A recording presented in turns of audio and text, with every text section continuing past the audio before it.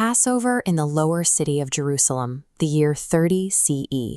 A suffocating crush of pilgrims speaking a dozen dialects, the air sick with the smell of roasting meat and unwashed crowds.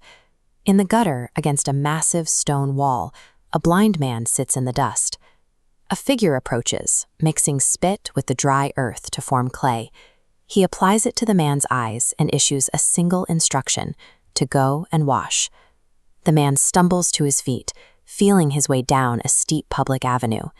He steps down onto a sprawling limestone plaza, descending into the cool water of a colossal public pool to wash away the mud. When the Gospel of John recorded this event, it explicitly placed it at Siloam's pool. The ancient text described a sprawling, bustling public stage, a massive piece of grand civic architecture, designed specifically to accommodate the immense multitudes. But as centuries passed, that colossal plaza disappeared from the earth. By the modern era, there was no trace of the grand stage described in the text. For 1,500 years, pilgrims were directed to this narrow Byzantine water channel. Historians noticed millions of festival-goers could never fit in this claustrophobic corridor. Because this small well was the only physical evidence available, scholars concluded the grand descriptions were merely a theological exaggeration. History settled comfortably into this accepted consensus. Skepticism took priority over the possibility that an architectural marvel of that massive scale could simply be buried without a trace. That historical consensus held until the autumn of 2004. Deep in the valley beneath a modern orange grove, a major municipal sewage pipe violently burst, flooding the area with black wastewater.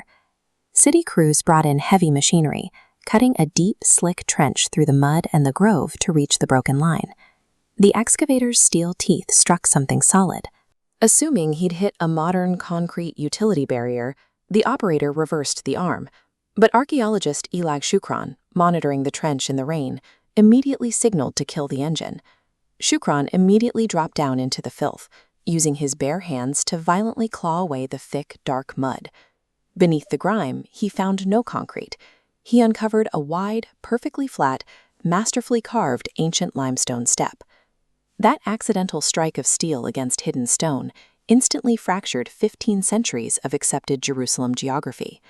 The routine pipe repair halted immediately, replaced by a massive archaeological excavation, stripping away the entire orange grove and 40 feet of compacted soil. What emerged from the earth was an expanding grid of monumental steps, forming a colossal public pool stretching over 225 feet long. As they cleared mortar between these massive steps, Shukran uncovered a tiny bronze coin lodged deep in the ancient cement. The markings on this coin provided irrefutable dating evidence, locking the construction of these exact stones to the 1st century, right around 30 CE. The sweeping dimensions, dismissed by skeptics as a literary invention, were now mapped out in undeniable physical stone. Today, the fully excavated site stands as a multi-tiered architectural marvel, completely hollowed out of the hillside. This diagram highlights the sheer scale of the historical error.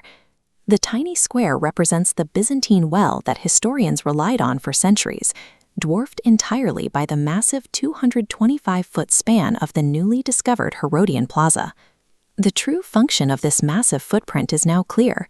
It operated as the literal gateway to Jerusalem, engineered to handle the influx of millions of Passover pilgrims simultaneously. The biblical account served as a highly accurate journalistic description of the city's infrastructure, proving the monumental public space was no spiritual metaphor. Looking out across the sprawling landscape of modern Jerusalem, the scope of this discovery reveals a profound historical irony. The very mud that buried the plaza and caused 15 centuries of historical blindness acted as the exact mechanism that perfectly preserved these stones. Skeptics doubted the text because they couldn't see the architecture. But while the Bible named the stage, a burst sewage pipe proved the dirt had kept the receipt. So he went and washed and came back seeing.